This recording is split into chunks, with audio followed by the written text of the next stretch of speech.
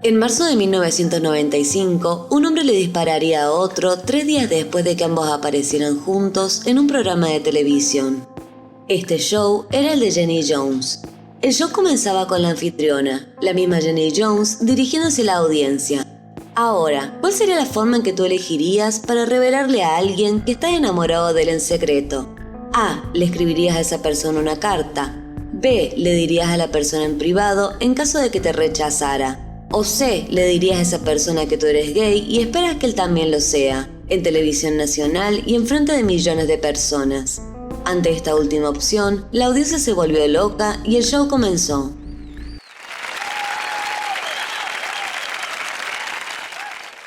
Bienvenidos a una nueva edición de Bonnie Online. Hoy presentaremos el caso de Scott Amedur.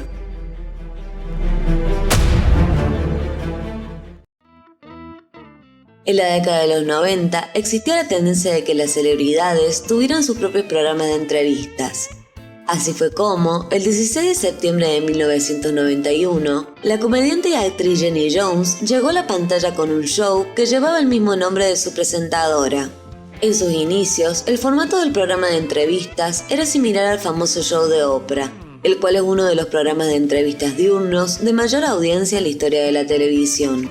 Pero después de 2 temporadas y debido a las bajas calificaciones del programa, en 1993 la producción reconfiguró su contenido, dirigiéndose ahora a temas de prensa sensacionalista. Comenzó a especializarse en segmentos sobre secretos y escándalos, peleas y drama. Entre estos temas se desarrollaban infidelidades, chismes, pruebas de paternidad y adolescentes con conductas extremas, entre otros, con el fin de competir con los programas que cubrían la misma temática, como por ejemplo el famoso show de Jerry Springer.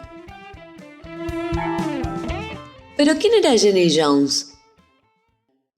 Su nombre real es Janina Stronsky y nació el 7 de junio de 1946 en Palestina. Fue la segunda hija de un matrimonio de polacos refugiados. Su padre había sobrevivido tanto a prisiones soviéticas como alemanas. Era un hombre duro y a veces brutal. Su familia eventualmente encontró su camino a Canadá, donde ella se convertiría en periodista. Antes de tener su propio show, trabajó durante varios años como actriz, comediante y música antes de dejar de llamarse Janina y convertirse en Jenny Jones.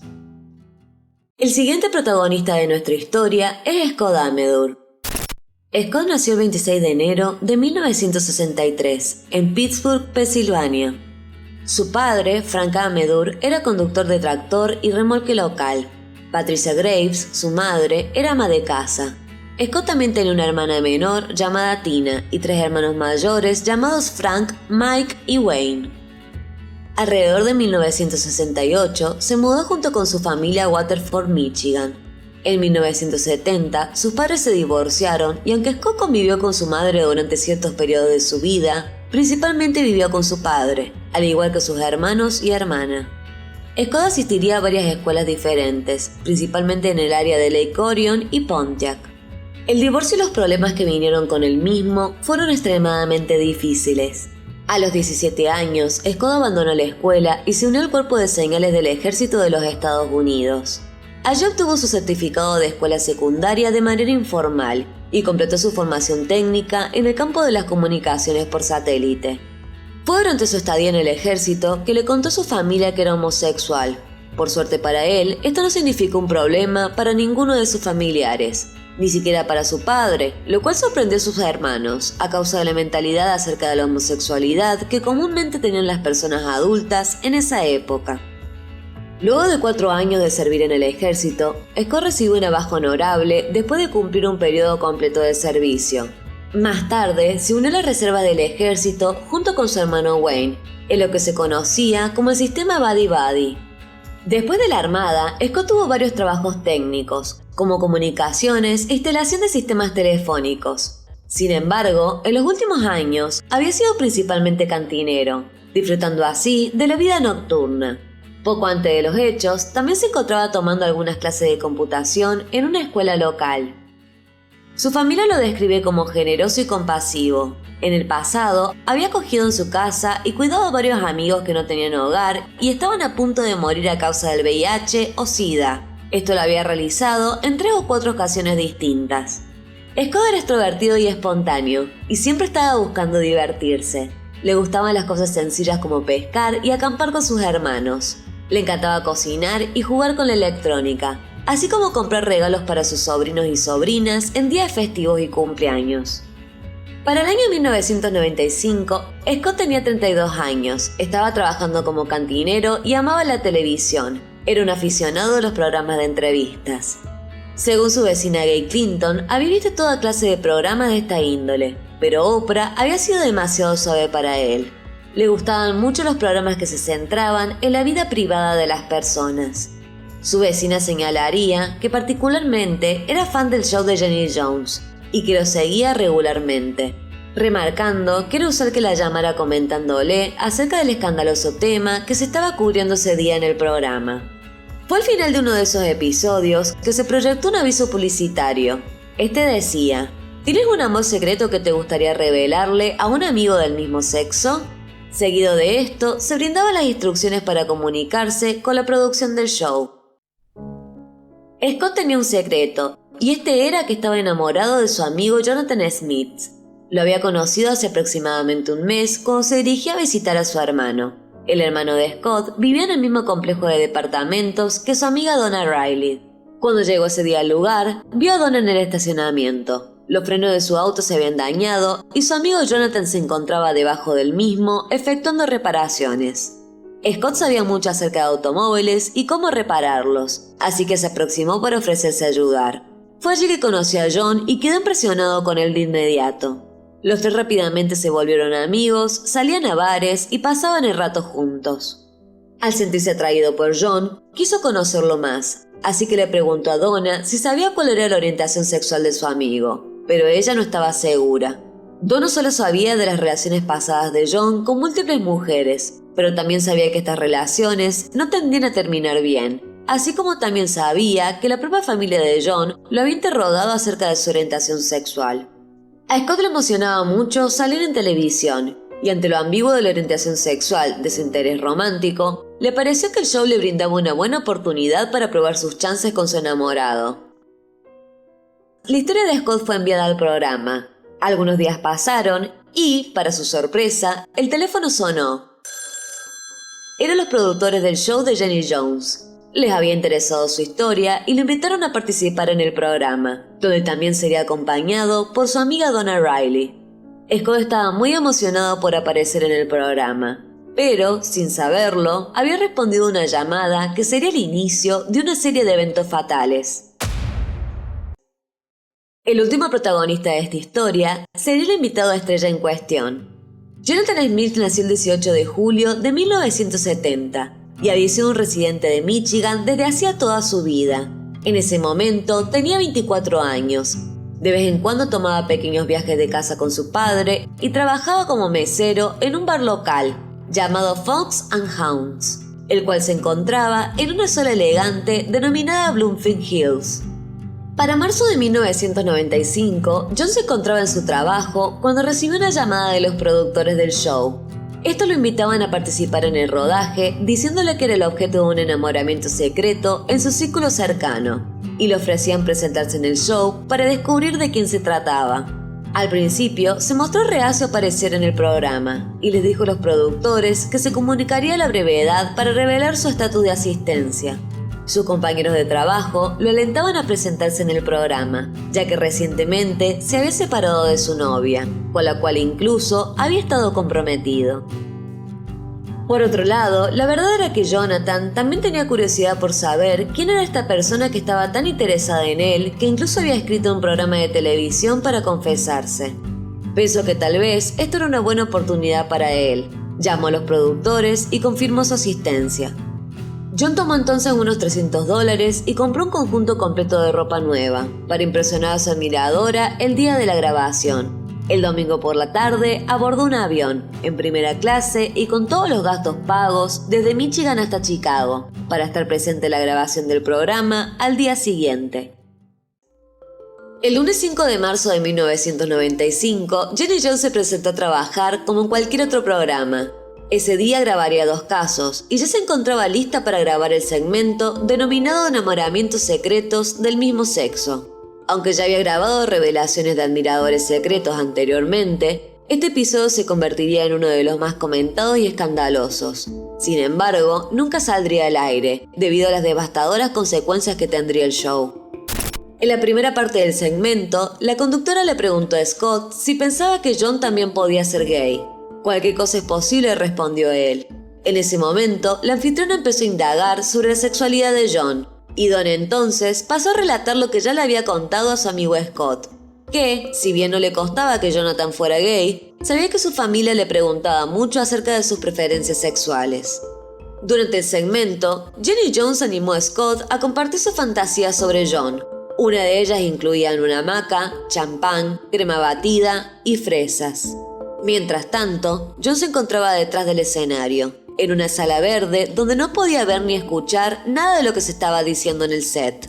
Este último punto estaba reforzado por los auriculares supresores de sonido que la producción le había facilitado.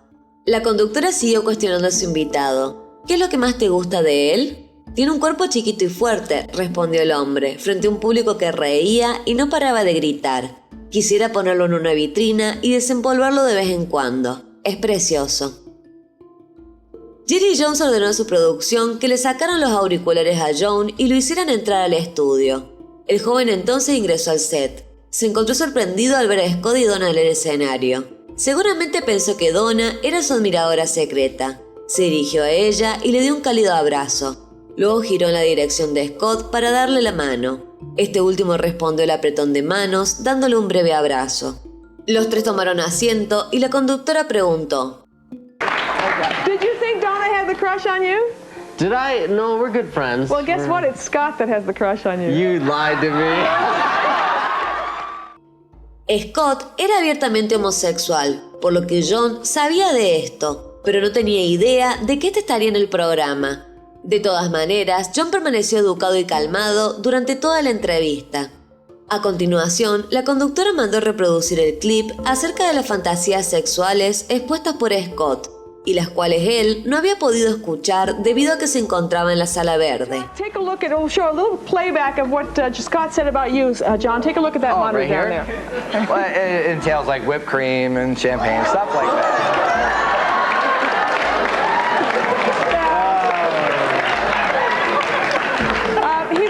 Scott was pretty open about he's been fantasizing about you since he saw you under that car for the first time. He had an under the car fantasy and he had a hammock fantasy he's been telling us about.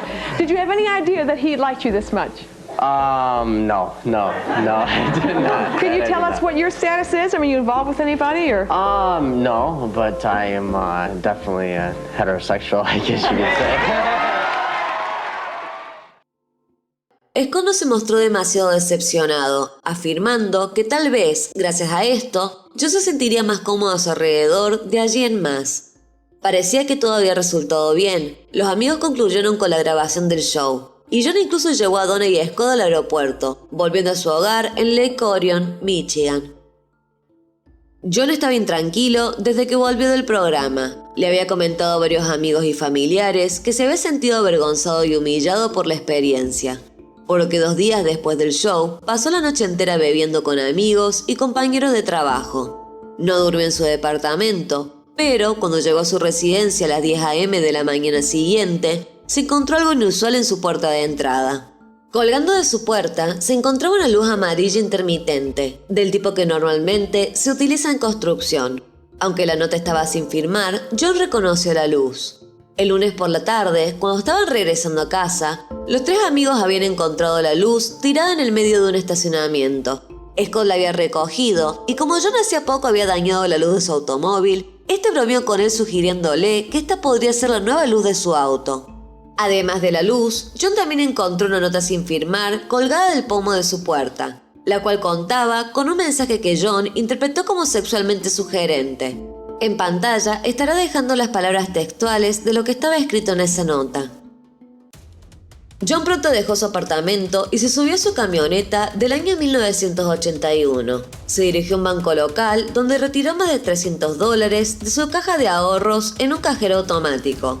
Luego condujo unos kilómetros en dirección al norte, tomando la carretera principal que atraviesa la ciudad.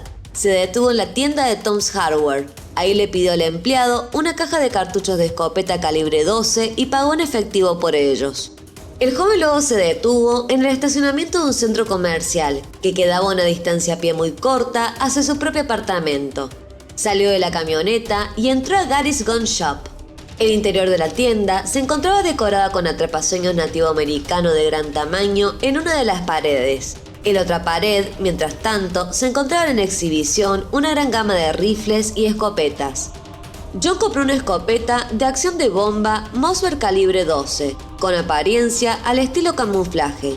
Pagó alrededor de $250 más impuestos. Completó la tarjeta del historial que requería su información general y casualmente comentó que saldría en un nuevo viaje de casa junto con su padre.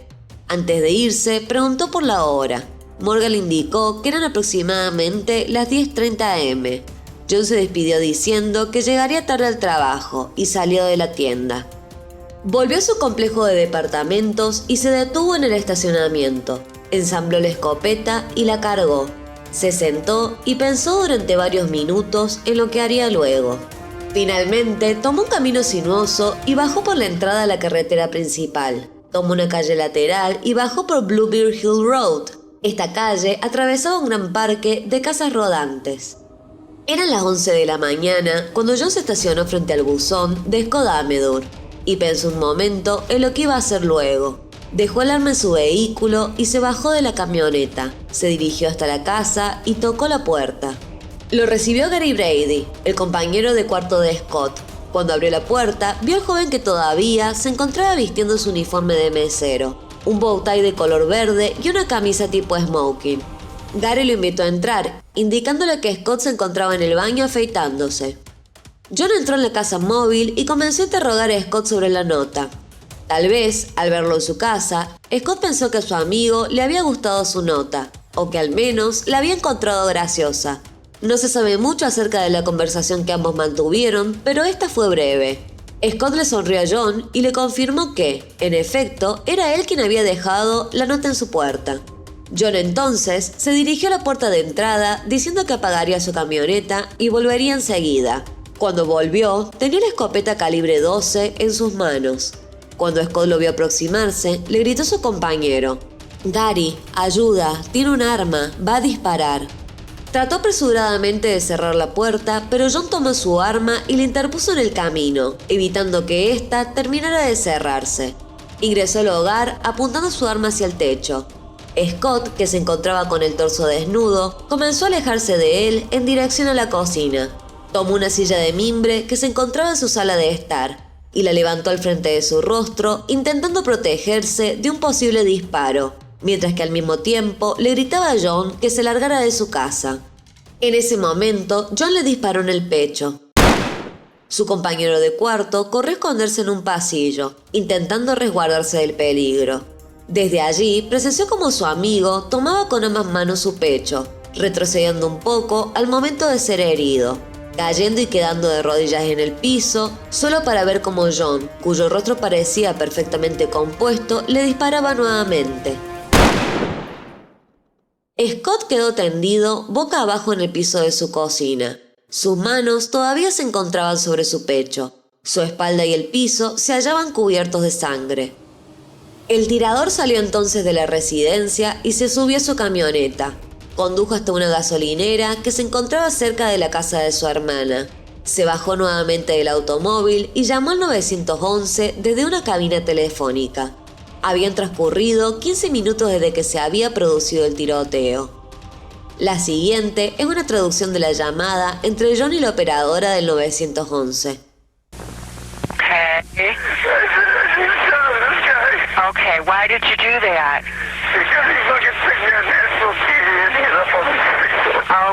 Okay, I want you to calm down.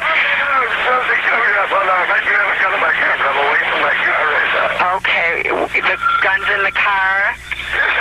Okay, I want you to try to calm down. Okay, just I want you to stay in the line with me. I've got some help coming for you, okay? We're here to help you, so don't worry. That's affirmative. Okay, I want want you to just calm down, okay? Can you tell me what happened? I just walked in this person killed him. With ass and he's my doors and stuff. Okay, are you on the payphone inside the gas station? Ma'am, I didn't get to it. Okay. 911, I'm standing by my car though. Okay, but the rifle that you used is inside your vehicle? It's on the back seat? Yes. Is it still loaded? Yes, I think there's one shell in it. Okay, well, I just want you to stay on the phone with me, okay? I just want you to try to relax. Can you take a deep breath for me?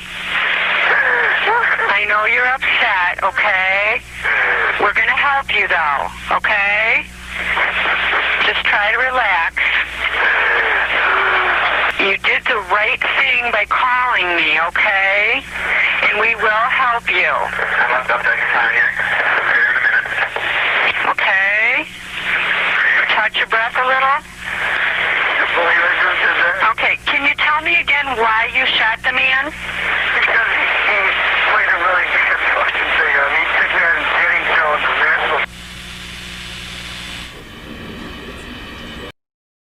Entré a su casa y lo maté, le dijo el operador de 911. Me perseguía día y noche. John se entregó y fue detenido de inmediato. Incluso brindó una confesión completa grabada a la policía. El ayudante del alguacil del condado de Oakland, Grace Todd, fue quien tomó su confesión. Dijo que John estaba enojado por haber sido humillado en la televisión nacional, afirmando: no mostraba ninguna emoción abierta, tenía una especie de expresión de preocupación en su rostro. Le dijo que se sentía engañado, humillado en la televisión nacional y acosado desde que llegó a casa. A las pocas horas del asesinato de Scott, los noticieros y los medios en general estuvieron cubriendo cada detalle del caso desde ese momento en adelante. Dado que este era el primer caso de esta índole, las autoridades y el personal de la corte supieron de inmediato que iba a existir una demoledora cantidad de cobertura mediática, las 24 horas del día, los 7 días de la semana. Y de esta manera se lo hicieron saber a la familia de la víctima, incluyendo a su hermano, Frank Amedur Jr., quien había visto el cuerpo de Scott siendo sacado de su hogar en una bolsa de cadáveres. 3 días habían pasado desde que estos dos hombres se habían presentado en el show de Jenny Jones. Ahora uno de ellos estaba muerto y el otro, su asesino, se encontraba en custodia. Un ex empleado del show de Jenny Jones, que mantenía estrechos vínculos con el programa, dijo que el estado general de ánimo en el set era ahora de tristeza mezclada con desconcierto. Lo que realmente enfureció a John, dijo el ex empleado, es que parece ser que el otro tipo lo quería. Él minimizaba la importancia de que el evento ocurra en un programa de televisión. Después de todo, el programa ni siquiera se había transmitido cuando ocurrió el asesinato. Al final, nunca se emitió. Cualquiera que sea el caso, la propia John se tomó un tiempo de su programa para, entre comillas, dejar las cosas claras. As much as we all regret what happened, the fact is that this tragedy is about the actions of one individual. Él era un invitado en ese programa y a él, como a todos los demás invitados en ese programa, le dijeron que se encontraría con un admirador secreto y que el invitado podría ser un miembro del mismo sexo o del sexo opuesto.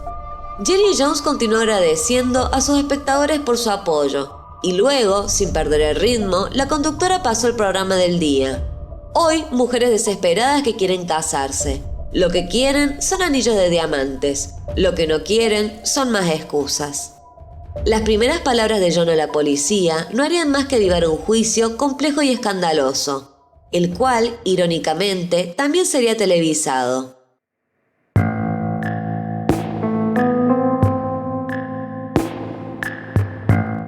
La fiscalía inmediatamente quiso acusar a Jonathan de asesinato en primer grado, pero muchos miembros del jurado, reporteros y espectadores en casa sentían simpatía por Jonathan y estaban enojados con Jenny Jones y su programa de entrevistas por considerarlos el catalizador de esta tragedia.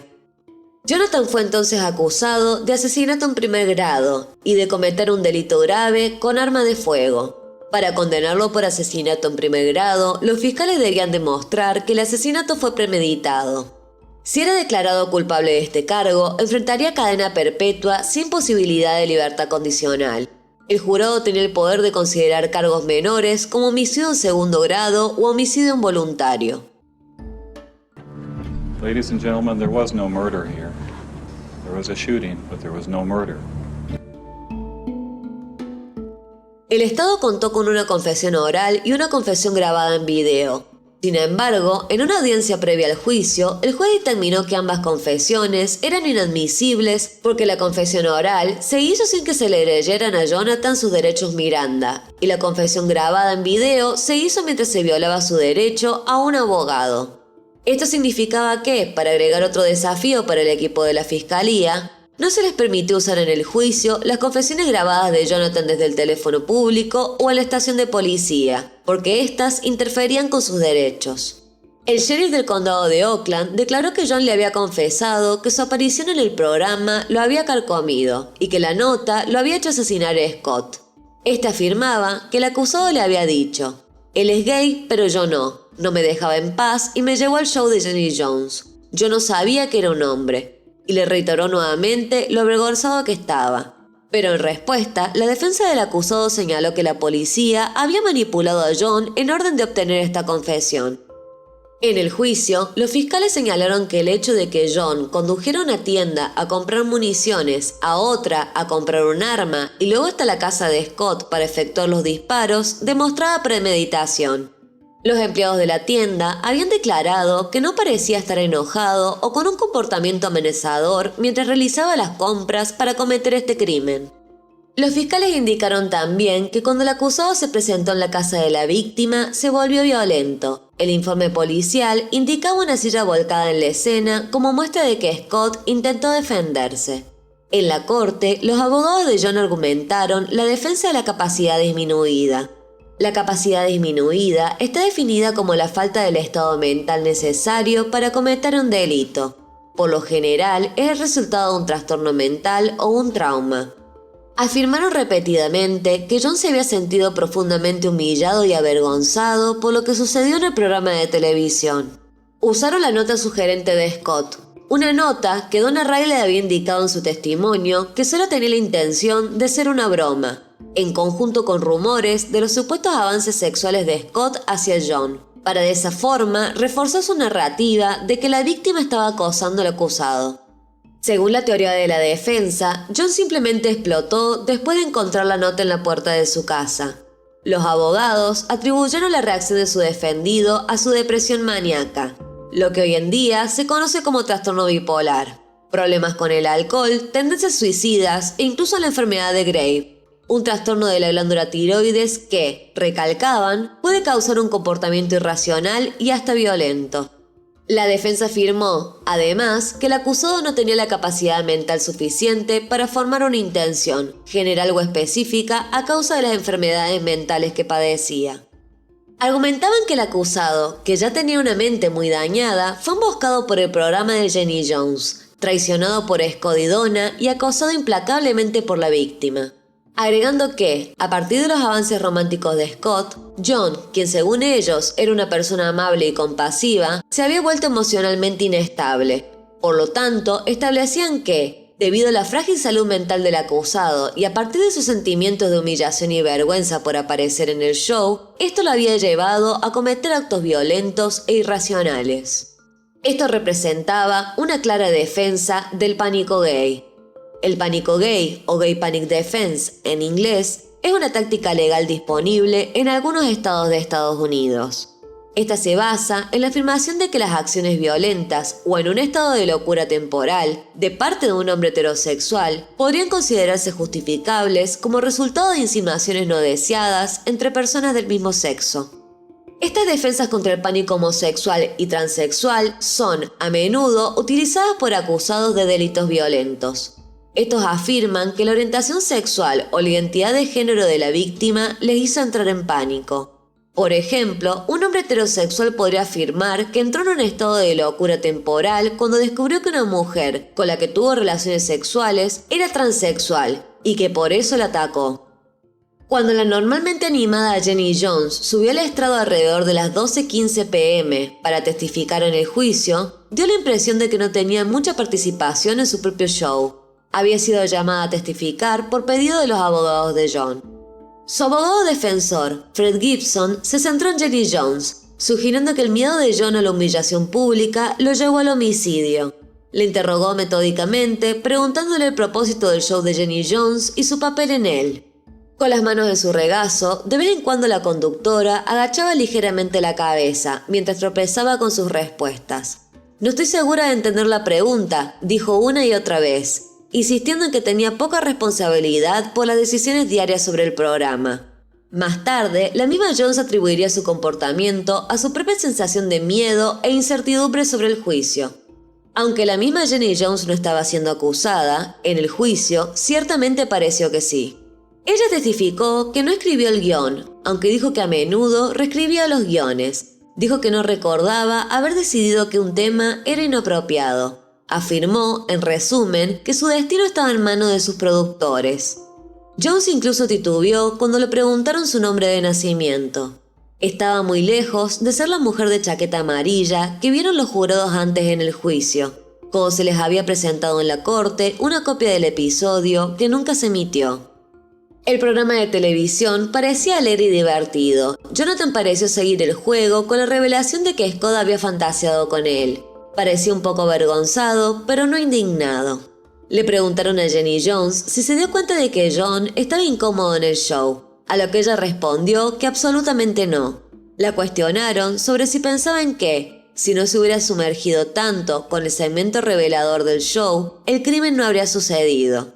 A lo que ella respondió que no sabía de lo que estaban hablando. El juez, Francis O'Brien, trató de hacer avanzar el proceso, deteniéndose ocasionalmente para verificar el bienestar de la conductora, pero Fred Gibson fue claramente el presentador de ese programa. Él estaba haciendo las preguntas y esperaba demostrar que el show de Jenny Jones engañó a su cliente al sugerirle que su admirador secreto era una mujer. Sostenía que su cliente, quien se había declarado inocente en este caso, fue engañado por personas sin escrúpulos a quienes solo les importaba grabar un momento de confrontación. Insistió en que a Jonathan le habían hecho creer que una mujer lo estaría esperando en el escenario, diciendo que hasta el domingo por la tarde le dijeron que era ella. Según Gibson, John no sabía quién había organizado lo del show, pero en el fondo de su mente pensó que eran Donna y Scott. Tratando de descifrar quién podría ser su admirador secreto, indicó que John llegó a visitar a Donna, quien vivía encima de él en su complejo de apartamentos y jardín de 2 pisos, para preguntarle si alguno de ellos tenía grandes planes para estar en Chicago el próximo lunes. Afirma que los dos le aseguraron que estaban haciendo otras cosas. En lo que a él respecta, afirmó tajante, esas 2 personas no estarían allí. El abogado continuó diciendo, en busca de un espectáculo, se produjo un entrenamiento significativo de los participantes. Luego citó una declaración de testigo de otra persona que apareció en el programa. Esta decía que se alentaba a las personas que eran admiradores secretos a ser explícitos en sus comentarios. Se hicieron alegaciones de que se alentó a los participantes a beber alcohol antes de subir al escenario, señalando que la sala verde estaba abastecida completa y regularmente con vodka y jugo de naranja. Todo esto con el supuesto fin de agitar un poco las cosas en el escenario y provocar las fuertes reacciones emocionales que estaban buscando. En relación a esta alegación, encontramos el testimonio de Donna Riley. Ron, the producer, had told us the evening before, because he saw that we were nervous, and he said, oh, just, have a couple drinks and loosen up, and you guys will be okay. And so that's what we did. We went to the bar. And were the drinks free? No, we had a tab there. They gave you so much money. The show gave you so much money? On the hotel tab, yeah. It was at the hotel bar. En relación a Scott, los productores del programa intentaron dispersar las acusaciones que indicaban que, además de proveerle alcohol, también habían fomentado su consumo. Lo hicieron afirmando que el día de la grabación, Scott ya se había presentado con una cerveza en su mano. Scott le había comentado anteriormente a sus familiares que le habían servido alcohol en el vuelo hacia Chicago y que luego le habían dado licor fuerte en la sala verde mientras estaban realizando su entrevista previa al programa. Durante el juicio, salió a la superficie el tipo de dinámica familiar en la que se crió Jonathan durante su infancia.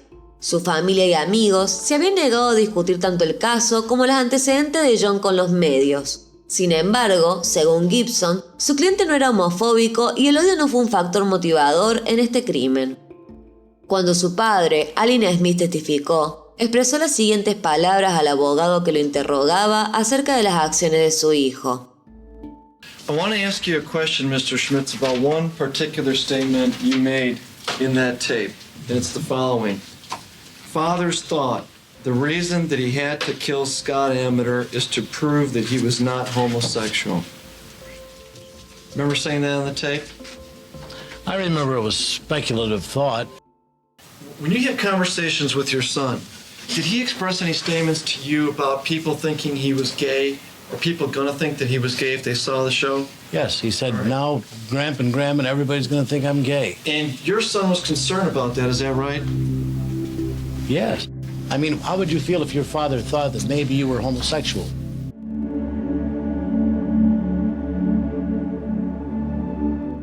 Su padre dijo que, en efecto, el hecho de haber cuestionado la heterosexualidad de su hijo en televisión había sido humillante. Según relataba, tanto él como Jonathan se habían sentido avergonzados. La defensa de John trató de retratar a Scott como un acosador, diciendo que este aparecía sin invitación a cenas que su defendido tenía con su amiga en común. Jess Burdick, que también formaba parte de la defensa de John, diría que Scott dejó su brazalete en la puerta del auto de su defendido. La defensa de la familia de Scott reprochaba que, si él no era un partícipe voluntario de esa relación, ¿por qué después de haber volado juntos a casa, después del show, habían ido de fiesta? Habían bebido en el aeropuerto de Chicago e incluso, en sus primeras horas de llegar a Michigan, se habían detenido a beber algo en un lugar de reunión llamado Brewskis. A partir de esto, los prosecutores siguieron. Si él no quería tener nada que ver con el tipo, ¿por qué siguió pasando el tiempo con él aún después del show? Si él estaba tan humillado, ¿por qué siguió asociándose con él? Did you ever think something bad would happen if you went on this type of show? Never. We didn't think it'd be a problem because up to that point he had no problem joking around and being friendly with Scott. From what you saw, as far as John's reaction, was he visibly angry at that point? No. He made a statement to the effect of, when questioned by Jenny Jones of how this is going to affect his relationship with us or with Scott, and he said that he could remain friends. Javid Basiri, un psiquiatra llamado a testificar, dijo en la corte que John tenía desorden de síndrome afectivo, depresión recurrente y varios intentos de suicidio en su haber, y que su padre era lo que podría considerarse abusivo. El padre de John dijo que en varias oportunidades su hijo había tomado medicamentos de su botiquín escondidas, como, por ejemplo, una botella entera de su medicina para el corazón. En relación a las acusaciones de abuso físico, mencionó una ocasión en la que su hijo se estaba salteando las clases de 6º grado. Él lo castigó agarrándolo del cabello y lo golpeó con un cinturón al frente de toda la clase. Un endocrinólogo testificó que tenía un caso de tiroides muy avanzado, lo cual podría ser la causa de su depresión. La defensa dijo que John había ido a casa después de comprar el arma con el objetivo de suicidarse, pero después había ido a matar a Scott. Sin embargo, aunque este hubiera sido el caso, querían seguir pintando a Scott como un ente provocador. El abogado Gibson, además de ser parte de la defensa de John, también había sido policía. Él expuso que Scott era un hombre muy violento, que ya en el pasado había tenido problemas de esta índole con amantes. Con múltiples amantes, subrayó. Gibson afirmaba que había quejas provenientes de sus exnovios, diciendo que los había golpeado y que uno de ellos incluso lo había hecho arrestar por esto. Aware of any reputation which Mr. Amador had in the community? He was known for fighting, and when he's drunk and was on drugs, he was just abusive. Did you end up in the hospital on certain occasions? Yes, I did, sir. When was that? It was a couple times. Once was both were when he beat me up. I was in it for 2 days at one time. La defensa establecía que John pensaba que su admiradora era su exnovia, con la que había estado comprometido desde hacía unos años y con la cual se había separado recientemente, o una colega con la que pensaba que tenía una especie de chispa en el trabajo. Cuando se bajó del avión para asistir al show, había comprado todo un atuendo nuevo.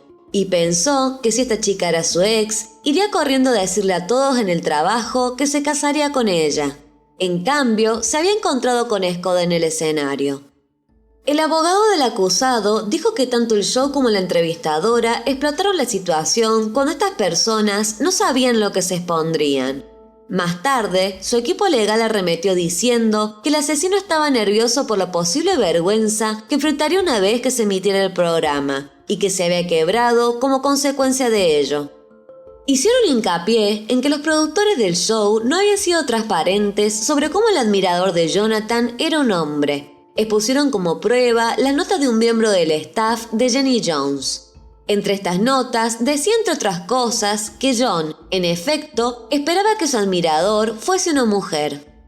A pesar de que estaba claro que Jonathan cometió este crimen, muchos miembros del jurado y espectadores externos sintieron pena por él y lo vieron como alguien que fácilmente podría ser su buen amigo, hermano o hijo. Aunque durante la mayor parte del juicio el acusado se había mantenido con la cabeza baja y principalmente con sus ojos clavados en la mesa de la defensa, durante la sentencia Jonathan se disculpó con la familia de Scott. Seguido de esto, el acusado se puso de pie para recibir su veredicto. El 12 de noviembre de 1996, el jurado se opuso al cargo más grave de asesinato en primer grado. Y el 4 de diciembre de ese año, el juez encontró a Jonathan Smith culpable de asesinato en segundo grado y posesión ilegal de un arma de fuego en comisión de un delito grave. La estrategia de la defensa había funcionado. Su abogado defensor, James Burdick, había convencido con éxito al jurado de que el programa de televisión era parcialmente culpable de las acciones de su cliente. En lugar de homicidio en primer grado, sin posibilidad de libertad condicional, su defendido recibió una sentencia de 25 a 50 años en prisión. En este caso, cumpliría al menos 20 años antes de ser elegible para la libertad condicional.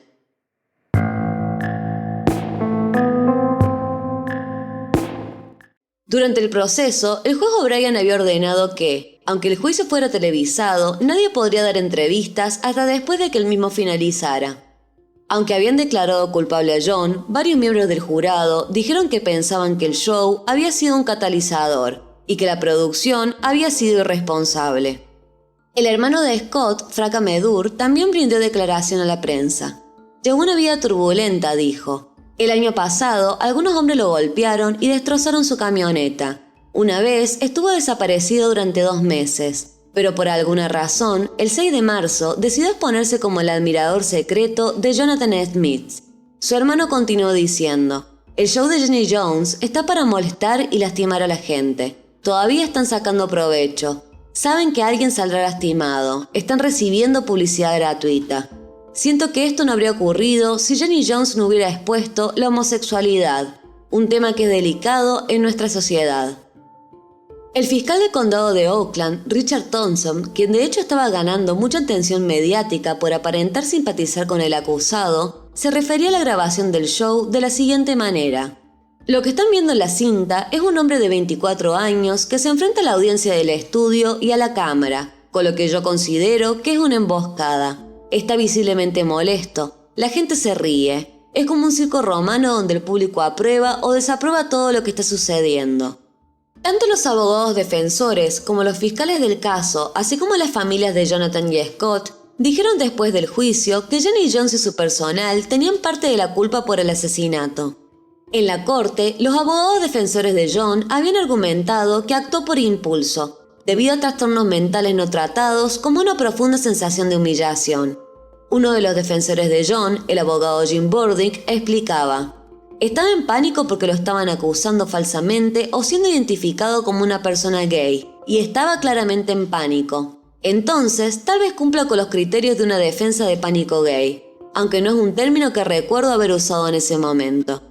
El abogado dijo que, aunque su defendido temía que los miembros conservadores de su familia vieron el programa de televisión y pensaran que era homosexual, su problema de salud mental habían sido el mayor motivador.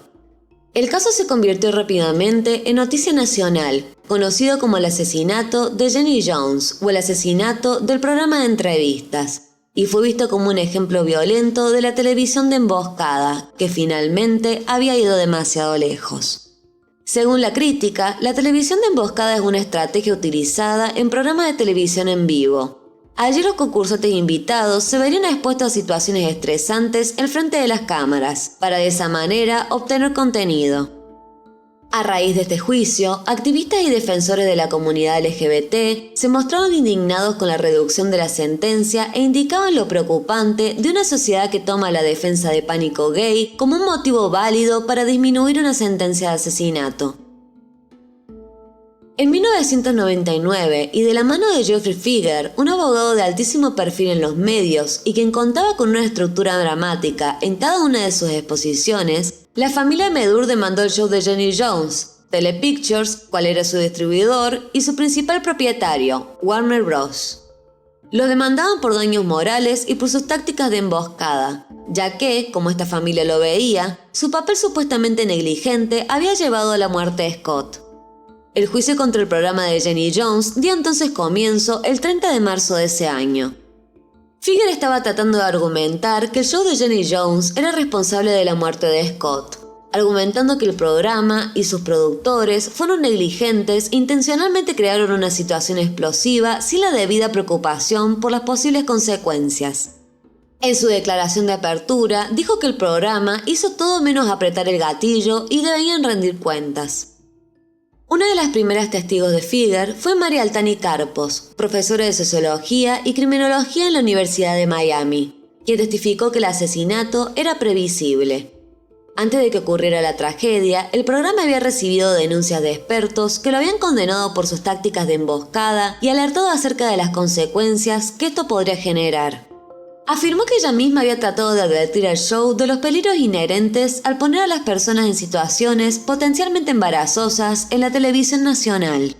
9 meses antes de que ocurriera el asesinato de Scott, esto a partir de una revelación de adulterio que pudo verse en el show, ella les explicó a los productores que configuraciones como las que se veían en su programa podrían crear un conflicto violento entre los participantes después de la grabación. Ante esto, declaró que los productores no hicieron más que reírse de ella. Puede ser peligroso, dijo Carpos, que un homosexual sorprenda a un heterosexual con sentimientos amorosos en diversas circunstancias, pero señalaba que también puede ser peligroso para un heterosexual revelar un enamoramiento secreto en público. Ella negó las sugerencias de que los homosexuales no deberían poder revelar sus sentimientos a los demás. Fieger también señalaba que el programa no investigó adecuadamente los antecedentes de Jonathan, específicamente que había sido tratado por depresión maníaca y que había intentado suicidarse 4 veces con anterioridad. El abogado dijo que cuando Scott reveló su enamoramiento, Jonathan escuchó la risa de la audiencia y sintió que estaba cayendo en la locura. En la grabación del episodio del 6 de marzo, Jonathan parecía simplemente divertido por la confesión de Scott. Y en el juicio se describió cómo, después del show, este salió a beber con Scott y su amiga Donna Riley, quien había ayudado a organizar este festejo posterior a la grabación. Otros testimonios por parte del equipo del show sugirieron que a Jonathan se le dijo de antemano que su admirador era un hombre, y el productor del programa, Ron Muccianti, incluso afirmó que Jonathan y Scott bailaron lentamente y se habían besado después de la grabación. Aunque, en el testimonio de Donna Riley, ella niega que Jonathan hubiera hecho esto. En relación a este productor, se estableció que supuestamente, este le había dicho a Jonathan que había visto a la chica de sus sueños en el escenario como se estaba refiriendo a su admirador secreto. Donna Riley testificó en la corte que no jugó a ser Cupido en relación a Scott. Negó las acusaciones de haber alentado una relación homosexual entre los dos hombres. E incluso tuvo que defenderse de una alegación que apuntaba a que intentó arreglar que ambos hombres nadaran desnudos juntos. El abogado de la familia de Scott esperaba que el testimonio de Donna impulsara los reclamos de que el show de televisión había empujado mentalmente al límite a John, avergonzándolo cuando Scott le reveló su atracción. La madre de Scott, Patricia Graves, retrató a su hijo como un hombre abiertamente homosexual, un bromista práctico, amante de la diversión que disfrutaba de ser el centro de atención, aunque en el pasado había experimentado problemas con las drogas y peleas con amantes. Según la madre de Scott, los productores del show intentaron presionar a su hijo para que hiciera cosas con las que no se sentía cómodo. Estas acciones incluían cosas como besar a John cuando subió al escenario o entregarle un ramo de rosas. Según su testimonio, Scott se había negado a aceptar el pedido de Jenny Jones y sus productores, pero cedió a aceptar la solicitud del programa de, entre comillas, hacer que se viera bien. Los secretos sobre las impactantes tácticas del programa para hacer que los invitados se comportaran de la manera más escandalosa en el aire comenzaban a revelarse.